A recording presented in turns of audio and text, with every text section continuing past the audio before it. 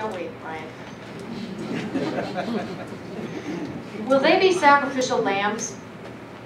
Leondray, you want to start? Short question, short answer. No. I'm not a believer in sacrifice. One of my other hobbies, I'm a basketball coach. Love defense. The base defense is a full court press. And I believe that'll work in politics as well. There are no sacrificial lambs because when you run in a race against a Democrat, they're spending money. And at the end of the day, people in places like Denver or Pueblo or even Boulder might just say, you know what? I agree with that person on principle, even though they're a filthy Republican. I may just this once, Ashley called me, just this once I'm going to tick that box for them. We don't know what's going to happen. But every race is integral. It is important to our overall victory strategy because it drives votes up for our statewide candidates. There are no sacrificial lambs. There are no races to be ceded to Democrats, not under my administration.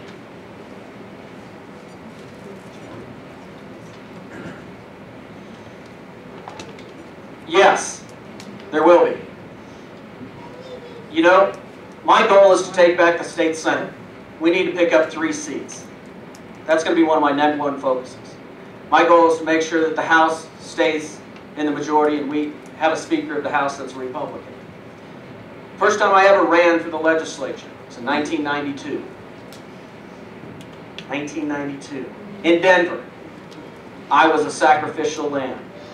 I was going to graduate school downtown. I was working at the state capitol. Somebody said, Ted, we need somebody to just put their name on the ballot. Will you do that? I did. I walked every night, though. I did. I walked every night. The state party didn't give me any money. My commitment is that we will put together the best get out the vote effort the state party has ever seen.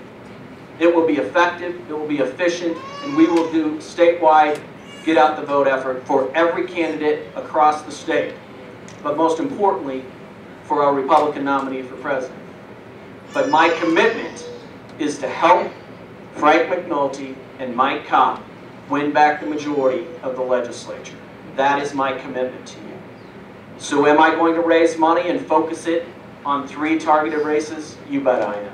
Am I going to raise it and target it on Senate races? You bet I am. On House races? You bet I am.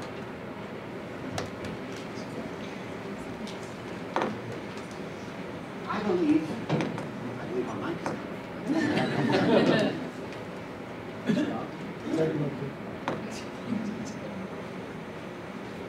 That's okay. Can you hear me all?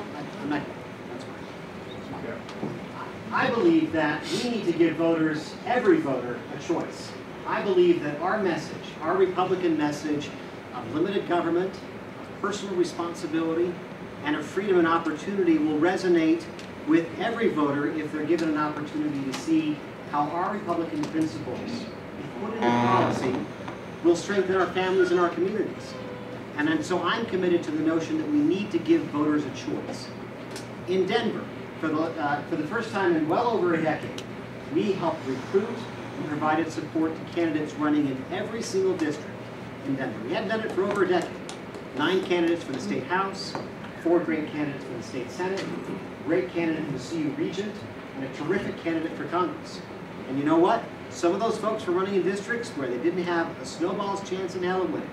But you know what? We help provide them, not always with money, but certainly with some moral support, some resources, some lists, some training, some hand-holding, and some guidance and direction.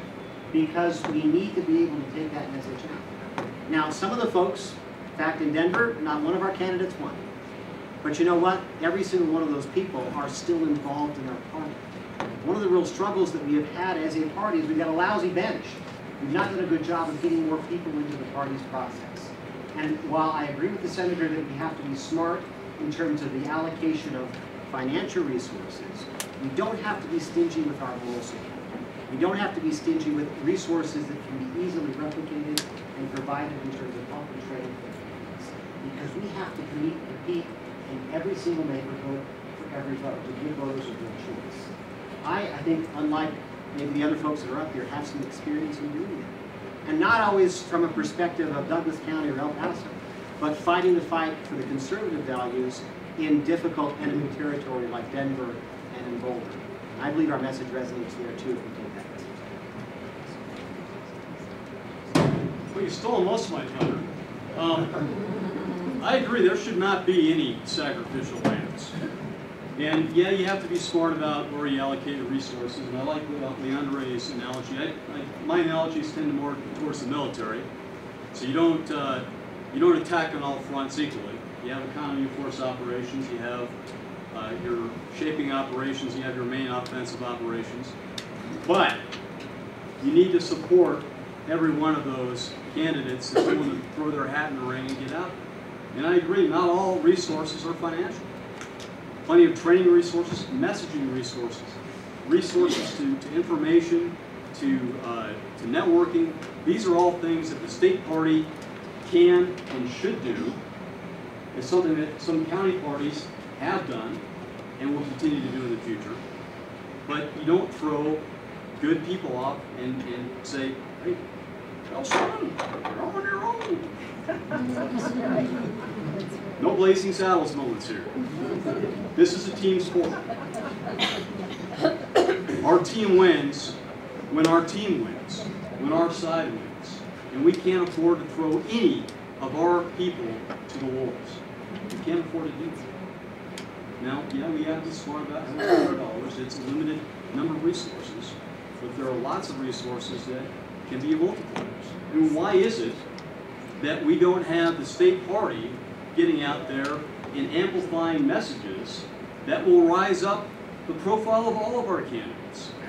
Why were we not talking in this last election cycle about some of the issues that really animated voters? The car tax.